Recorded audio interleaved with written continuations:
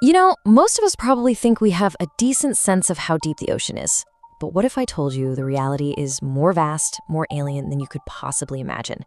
Today, we're going to take a journey, a straight down descent to the very bottom of our world.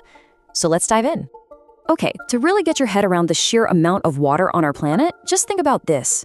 Imagine you could somehow shave off all the land, every continent, every island, and just dump it into the deepest parts of the ocean. You wouldn't get a flat, dry planet. Nope. You'd be left with a single global ocean 2 miles deep everywhere. And just remember, that's only a hypothetical average. The real ocean we have right now is already way deeper than that in places. So let's find out how deep it really goes. Let's begin our descent. All right, Section 1, descending past human limits. We're going to start our journey in a zone that, while it's still kind of shallow in the grand scheme of things, it already pushes the absolute boundaries for humans, and even for the largest animals on the planet. So we start in fairly familiar territory. 40 meters down, that's about as deep as you can go for recreational scuba diving. A little further, at 93 meters, you'd find the wreck of the Lusitania. But then things start to get, well, superhuman. 214 meters, that's the world record for someone holding their breath and diving. And then 332 meters. That is the all-time scuba record, a depth that would instantly crush you or me. To put that record into perspective, if you were to sink the Empire State Building, its very tip would still be over 100 meters above that record-holding diver. And as incredible as that is, we're really just getting started. Okay, let's blow past the limits of human endurance. Our next major stop is 500 meters down. At this point, we are leaving the world of human achievement far, far behind us. Down here at 500 meters, we hit a pretty serious ceiling. This is the absolute maximum depth for the largest animal to have ever lived, the blue whale. It's also as deep as one of the US Navy's most advanced nuclear submarines is designed to go. So beyond this point, we're in a world that's hostile to even our best tech and Earth's biggest giants. And if we go just a little bit deeper, to 535 meters, you'll find the max depth for an emperor penguin. Now, to understand the kind of force we're talking about, just imagine a full-grown polar bear balancing its entire weight on a single quarter. That is the pressure on every square inch of your body. Section 2, into permanent darkness. Okay, we are now leaving the last traces of our world behind. From here on out, we are descending into a realm of eternal night, unbelievable pressure, and creatures that seem like they're straight out of a nightmare. At 1,000 meters, we officially enter what oceanographers literally call the scary zone. It's here that the very last photon of sunlight from the surface gives up and fades away. Everything below us now is an absolute permanent darkness, lit only by the weird, glowing life that calls it home. And the pressure? Yeah, forget about the polar bear. The force down here is about the same as standing unprotected on the surface of Venus. It's an instant, crushing death.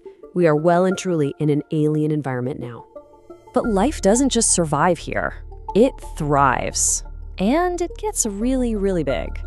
So what kind of hunter makes its home in this crushing, pitch-black abyss? Well, if we go down to 2,250 meters, we might just see a battle of titans.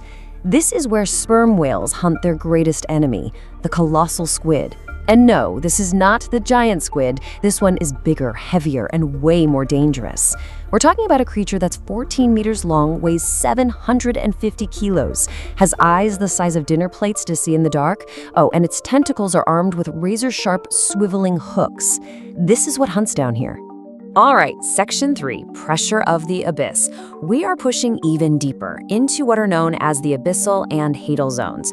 This is where the pressure becomes almost impossible to imagine, and life just gets weirder.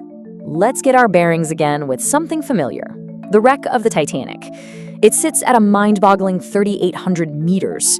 For a lot of people, that basically seems like the bottom of the world. But the ocean keeps going. Almost a full kilometer below the Titanic, you'll find the wreck of the German battleship Bismarck at nearly 4,800 meters down. Now at 6,000 meters, we cross another major line. We are officially in the Hadal Zone. And yep, it's named after Hades, the Greek god of the underworld. And for very good reason. This place is so deep and so hostile, people used to think life itself was completely impossible down here. Here in the Hadal Zone, the pressure is more than 1,000 times greater than what we feel at the surface.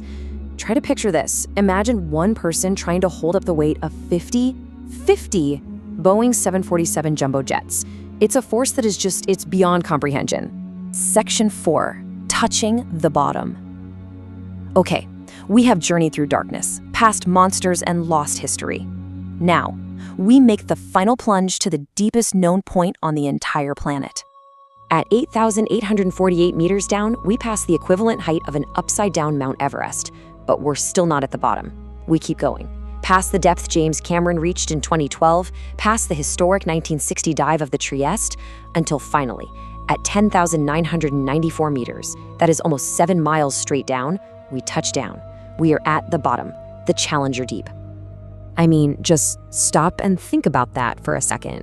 If you've ever been on a commercial flight looking out the window from 35,000 feet, we are now deeper in the ocean than that plane is high in the sky. And now for our final section, the vast unknown. So, we've made it. We've hit the bottom. But here's the kicker. Reaching the deepest point is not the same thing as understanding the deep ocean. In fact, this whole incredible journey we just took, it's all happened inside a tiny, tiny fraction of what's really down there. 5%. Just that single number. It might be the most important thing to take away from all of this. It's the key to understanding our real relationship with the ocean. Because here is the most staggering fact of all. After everything we've seen, all our technology, all our exploration, humanity has only mapped about 5% of the world's ocean floor with any real detail. The other 95%, we know less about it than we do about the surface of Mars. It is a complete and total mystery. And that leaves us with one last, kind of awe-inspiring question.